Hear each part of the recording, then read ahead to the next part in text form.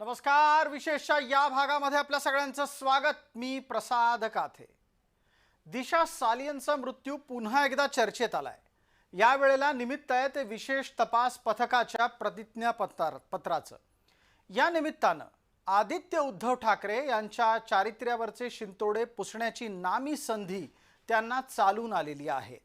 ठाकरे गट त्या निमित्तानं आग्रही भूमिका मांडताना दिसतोय. मात्र वरकरणी हे सगळं जसं दिसतंय तसंच आणि तितकंच सहज घडतंय का? या प्रकरणामध्ये अजूनही काही दडवलं जातंय का? हे सगळे प्रश्न उपस्थित होत आहेत. त्याची उत्तरं आजच्या विशेषमध्ये. आजच्या विषयाची सुरुवात होतीये तीच मुळात न्यायालयात सादर झालेल्या पोलिसांच्या प्रतिज्ञापत्रामुळे. या प्रतिज्ञापत्रामध्ये पोलीस असं म्हणतात की दिशा सालियन हिच्या मृत्यूच्या मागे कोणताही संशयास्पद प्रकार घडलेला नाही. या प्रकरणाचा क्लोजर रिपोर्ट अर्थात तपास थांबवण्याचा प्रस्ताव देण्यात आलेला आहे. पोलीस पुढे असंही म्हणतात की दिशाच्या वैज्ञानिक तपास आणि शवविच्छेदन अहवालाच्या आधारे हा क्लोजर रिपोर्ट देण्यात आलाय. दिशाच्या शरीरावर कोणत्याही प्रकारची लैंगिक किंवा शारीरिक अत्याचाराची खूण आढळलेली नाही असंही पोलिसांनी सांगितलंय.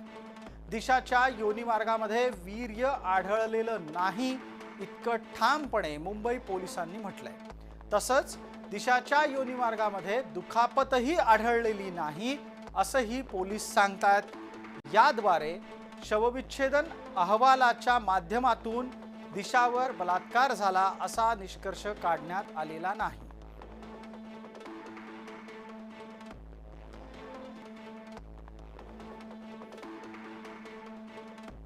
पोलिसांच्याकडून देण्यात आलेल्या या अहवालाला आपण चर्चेचा एक भाग म्हणून समोर आणलाय. हा सगळा तपशील समोर येताच हिरिरीनं जर कोणी पुढे आला असेल तर ते आहेत संजय राऊत. पोलीस तर आमचे नाहीत, SIT आमचे नाही, आपणच ती स्थापन केली होती. आदित्य ठाकरे हे शिवसेनेचे युवा नेते, मंत्री म्हणून नेते म्हणून उत्तम काम करतात. त्यांचं नेतृत्व खच्ची करण्यासाठी या सगळं षडयंत्र रचलं गेलं, त्यांना बदनाम करण्यात आलं. शेवटी सत्य समोर येत आहे आपल्याच माध्यमातून. दिशाच्या मृत्यूचा वाद सुरू झाला तेव्हा उद्धव ठाकरे राज्यात मुख्यमंत्रीपदी होते. त्यांच्या कार्यकाळामध्ये दिशा सालियन हत्या प्रकरणाचा तपास होताना काही बाबी घडलेल्या आहेत. त्याचा तपशील जर पाहिला तर हा वाद का निर्माण झाला याचं उत्तर आपल्याला सापडेल. दिशाच्या मृत्यूची चौकशी व्हावी अशी आग्रही मागणी तेव्हाही झाली होती, आजही होतीये. दिशाच्या पाठोपाठ अभिनेता सुशांत सिंग राजपूतचा मृत्यू झाला. सुशांत सिंगचा मृत्यू हा गूढ निर्माण करणारा होता आणि त्या मृत्यूभोवतीचं गूढ अद्यापही कायम आहे. दिशा आणि सुशांत कसे मेले याची चौकशी निष्पक्ष व्हावी अशी मागणी आहे आणि याच निमित्तानं आजवर लोकांना समाधान वाटेल अशी उत्तरं मिळालेली नाहीये. म्हणूनच या प्रकरणाची नव्यानं तपासणी करण्याची मागणी दिशाच्या वडिलांनीच केली आणि या नव्यानं तपासणी करण्याच्या मागणीच्या हेतू मागे केवळ आणि केवळ इतकीच अपेक्षा होती की जे काही दडवलं जात असेल त्याचा खुलासा व्हायला हवा. दिशा सालियनच्या वडिलांची आणि त्या वकिलांची हीच मागणी आहे की ती प्रतिज्ञापत्र मुळात खोट आहे आणि अशा पद्धतीनं जे चुकीच्या पद्धतीनं ती चौकशी झालेली आहे ती रद्द करून नवी चौकशी करावी जेणेकरून सत्य उजेडात येईल. त्यामुळे ह्या प्रकरणामध्ये माननीय न्यायालय काय निर्णय देतं त्यावर सर्व काही अवलंबून. या प्रकरणामध्ये मुंबई पोलीस केवळ आणि केवळ शवविच्छेदन अहवालापुरतेच कोणत्याही निष्कर्षाप्रत पोहोचून थांबलेले नाहीत. मुंबई पोलिसांनी दिशाच्या मैत्रिणींची मित्रांची जबानी सुद्धा घेतली आहे आणि त्यानुसार जी माहिती समोर येते त्यानुसार प्रतिज्ञापत्रात केलेले दावे अजूनच धक्कादायक आहेत. पोलीस असं म्हणतात की दिशाचे कुटुंबासोबत वाद होते.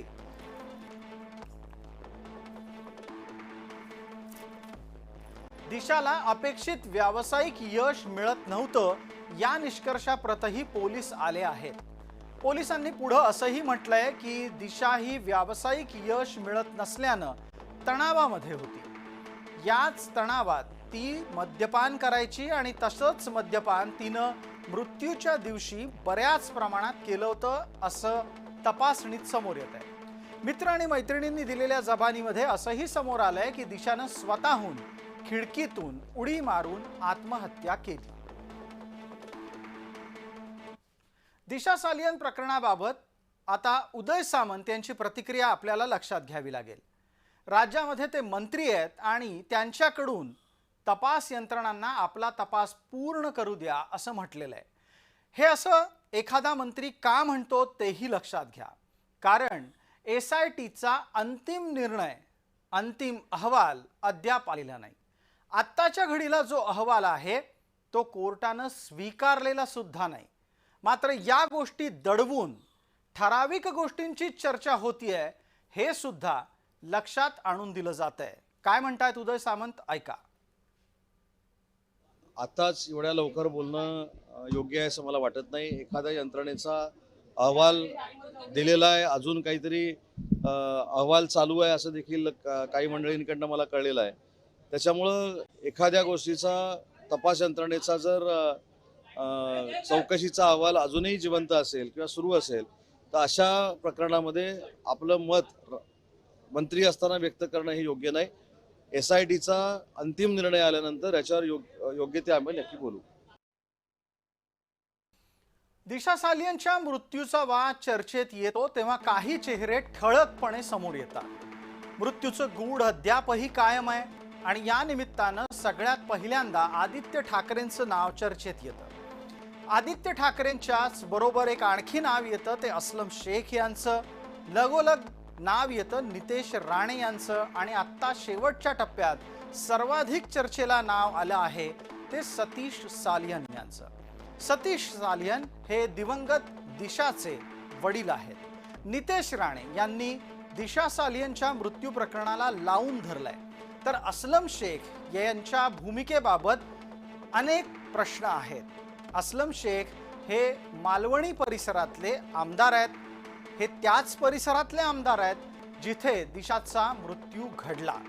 इतकंच नाही तर अस्लम शेख त्याच पोलीस स्थानकाच्या प्रभाव क्षेत्रातले आमदार आहेत जिथे दिशाच्या मृत्यू प्रकरणाची चौकशी होतीये.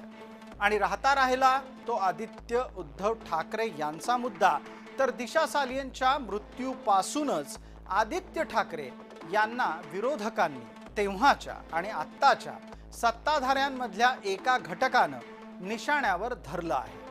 आदित्य ठाकरे यांचा दिशा सालियन मृत्यू प्रकरणाशी काही संबंध आहे का याची चौकशी करण्याची मागणी घटना घडल्यापासून होती आहे.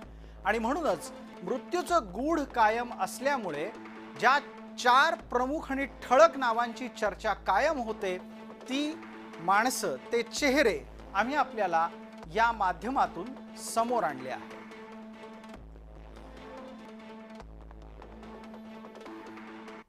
दिशा सालियनच्या प्रकरणामध्ये एका बाजूला भारतीय जनता पार्टीचे नेते हे ठाकरे कुटुंबावर निशाणा साधत असताना मवियाचा घटक पक्ष म्हणून काँग्रेस ठाकरेंच्या पाठीशी उभी राहताना दिसते आहे. राजकीय पक्षाच्या यांच्या विरोधात असलेल्या राजकीय पक्षाच्या त्या नेत्यांवर या पद्धतीच्या खोटे आरोप लावून त्याला बदनाम करायचं, पर्यायाने त्याच्या पक्षाला आणि त्याच्या विचाराला बदनाम करायचं हे बीजेपीचं काम आहे. आदित्य ठाकरे प्रकरणामध्ये ठाकरे परिवाराला जे बदनाम करण्याचं काम भाजपने केलं होतं ते कसं खोटं होतं, राजीव गांधीला जे खोटे आरोप केले ते कसं खोटं होतं हेच आता त्याच्यातून स्पष्ट झालेलं आहे. आणि म्हणून भाजप हा खोटारडा पक्ष आहे हे त्याच्यातून सिद्ध झालेलं आहे. या सगळ्या गदारोळामध्ये दिशाला न्याय मिळावा म्हणून लढणाऱ्यांचे काही प्रश्न आहेत ज्याची उत्तरं अद्याप आलेली नाही. लक्षात घ्या की दरवेळेला महाराष्ट्र विधिमंडळाचं अधिवेशन सुरू असतानाच दिशा सालियन प्रकरणाच्या बातम्या कशा काय येतात? सध्याची माहिती 3 जुलै 2025च्या रोजी आली आहे, म्हणजे पावसाळी अधिवेशन सुरू असताना. या आधी याच संदर्भातली आणि अशाच प्रकारचं वातावरण निर्माण करणारी माहिती 20 मार्च 2025ला आली होती, ज्या सुमारास अर्थसंकल्पीय अधिवेशन सुरू होतं. दर अधिवेशनामध्ये ठाकरे समर्थक क्लीन चिट मिळाल्याचा दावा करतात. तो कशाच्या आधारावर हा प्रश्नही आहेच, कारण दिशा सालियनच्या मृत्यू प्रकरणातला अंतिम अहवाल अद्याप आलेला नाही, न्यायालयानं अंतिम सुनावणी केलेली नाही आणि पोलिसांनी या प्रकरणामध्ये सादर केलेले अहवाल अद्याप न्यायालयानं स्वीकारलेले नाही.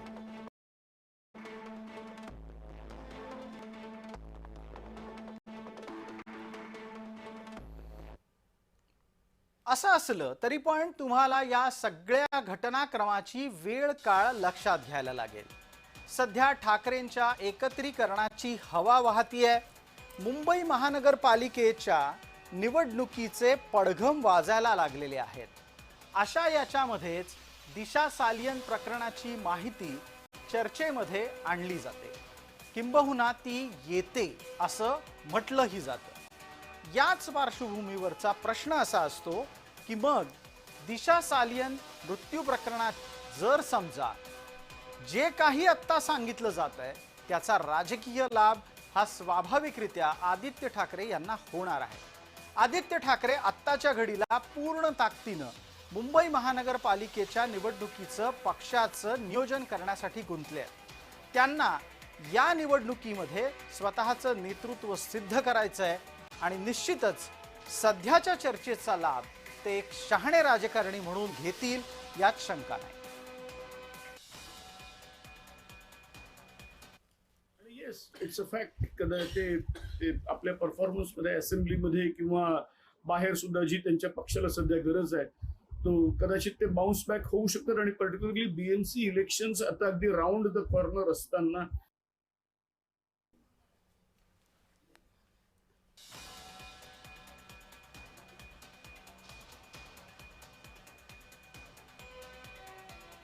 Yes, it's a fact. ते आपल्या परफॉर्मन्समध्ये असेंब्लीमध्ये किंवा बाहेर सुद्धा जी त्यांच्या पक्षाला सध्या गरज आहे तो कदाचित ते बाउन्स बॅक होऊ शकतात. आणि पर्टिक्युलरली बीएमसी इलेक्शन्स आता अगदी राऊंड द कॉर्नर असताना आता आपण असं धरूया की बीएमसी मध्ये अर्थात आदित्य ठाकरेंचाच चेहरा असेल, शिवसेनेकडून उद्धव ठाकरे एक पक्षप्रमुख या नात्याने असतील, तर त्याच्यामुळे ते बाउन्स बॅक करण्याची ही फॅक्ट आहे. दरम्यान गेली 5 वर्ष आपल्या बदनामीचा सातत्यानं प्रयत्न होतोय असं म्हणत आदित्य ठाकरे यांनी स्वतःचा बचाव केलाय. इतकंच नाही तर ताज्या घडामोडीच्या नंतर ज्यांनी ज्यांनी बदनामीचा प्रयत्न केला त्यांच्या विरोधामध्ये न्यायालयीन लढाई लढायची भूमिका सुद्धा आदित्य ठाकरेंनी बोलवून दाखवली आहे. गेले 5 वर्ष अनेक लोक बदनामीचा प्रयत्न करत होते, ठराविक लोक.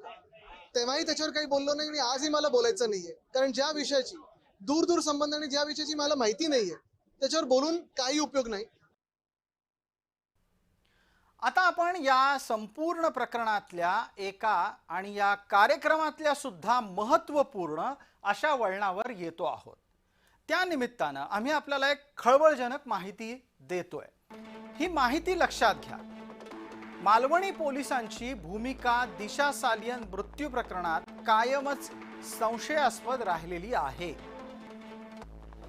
तपास सुरू असताना 2 वेळा तपासी अधिकारी बदलला गेलाय. आता याच निमित्तानं लक्षात घ्या की स्थानिक नेत्यांना पोलीस स्थानक आणि घटनास्थळाचे साक्षीदार फितवल्याची चर्चा सुरू आहे. दिशा सालियन मृत्यू प्रकरणामध्ये विशेष तपास पथकाचा अहवाल एका पोलीस निरीक्षक दर्जाच्या अधिकाऱ्याकडून देण्यात आलाय. मालवणी पोलीस स्थानकाचे वरिष्ठ पोलीस निरीक्षक शैलेंद्र नगरकर यांनी हा अहवाल दिला आहे. पोलिसांच्या अहवालाबाबत न्यायालयानं नाराजी व्यक्त केली आहे. विशेष तपास पथकाचा अहवाल एक वरिष्ठ पोलीस निरीक्षक का देतोय असा सवाल न्यायालयाचा आहे। या आशयामध्ये न्यायालयाकडून नाराजी व्यक्त झाली आहे, हे दुर्लक्षून चालणार नाही। इतकंच नाही तर पोलीस अधिकाऱ्याच्या ऐवजी राज्याचा मुख्य सचिव अहवाल का देत नाही असाही प्रश्न न्यायालयाकडून विचारण्यात आलाय। न्यायालयानं ही विचारणा केली अशी माहिती मिळते आहे। आणखी खळबळजनक बाब म्हणजे अशी की पोलिसांनी अहवाल दिलाय 17 जूनला आणि अहवालाची चर्चा सुरू झाली आहे 3 जुलैला, आणि ती सुद्धा ऐन अधिवेशनाच्या काळामध्ये।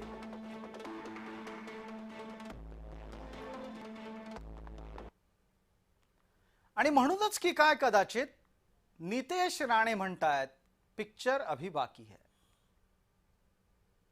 दिशा सालियांचे वडील ज्यांनी स्वतःची मुलगी गमावली ते पण काय राजकीय आरोप करणार आहेत का? ते पण कोणाचं नाव मुद्दामून घेणार आहेत का? ते स्वतःच्या त्यांनी जे ऍफिडेव्हिट जे त्यांनी कोर्टामध्ये केलं त्याच्यामध्ये त्यांनी आदित्य ठाकरे, डिनो मोरे या सगळ्यांची नावं दिशा सालियांच्या वडिलांनी घेतलेली आहे, एक लक्षात घ्या। आणि म्हणून मी एवढंच सांगेन की पिक्चर अभी बाकी आहे, पूर्ण पिक्चर अजून संपलेला नाही।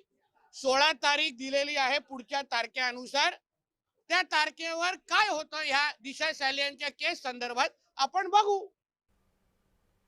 विशेष या भागामध्ये तुर्तास इतकंच। आपण पाहत रहा फक्त जय महाराष्ट्र।